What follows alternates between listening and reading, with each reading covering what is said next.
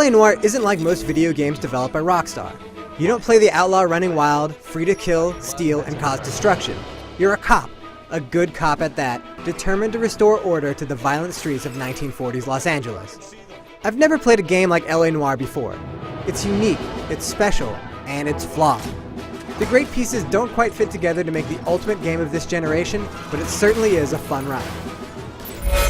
How does a vehicular manslaughter rap sound, Shelton? I hit him. I admit it. I just panicked, but it wasn't my fault.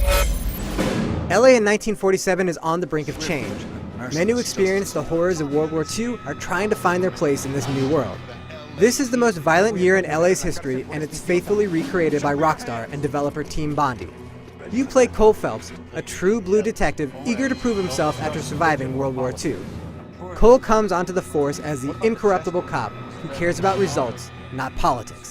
That's textbook policing, and we need more of it in this department.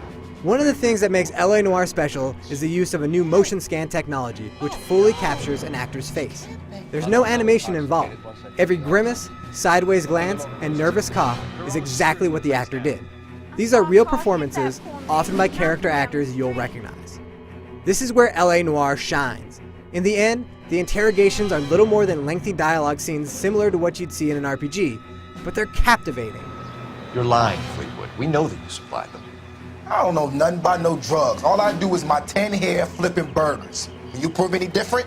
This is the core of LA Noire, and that core is very good.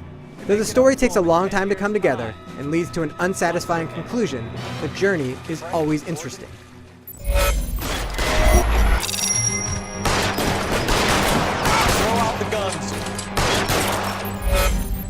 LA Noire is divided up into 21 cases spread across 5 desks, from beat cop to homicide and ending with arson. Each desk brings a different partner. Some you can trust, some are real snakes. Best way to get away with murder is to pin it on somebody else. Whichever desk you're on, the method remains the same. You're a detective, so you're going to scour crime scenes searching for clues. You'll pick up items and inspect them, hoping they can provide answers to the crime. And when you question witnesses, you have to think less like a gamer, more like a sleuth. It's not easy. In fact, oftentimes it's an unbelievable challenge to judge the trustworthiness of a witness's statement. It's rarely about what they say. Instead, it's about how they act. After every response, you must choose to believe, doubt, or accuse the suspect of lying. Get it right, and you can open them up, get more clues. Get it wrong, and they offer less. The better you do over the course of a case, the more you'll understand the suspect's motivations. The worse you do, the tougher it is to get at the truth. However, the game won't end based on your conversation choices. The bad guy only gets away if it's predetermined in the story. LA Noire isn't all about badgering people. There are plenty of chases, both on foot and in cars, and as you plunge deeper into the story, there are a ton of shootouts. And hey, this is still an open world game.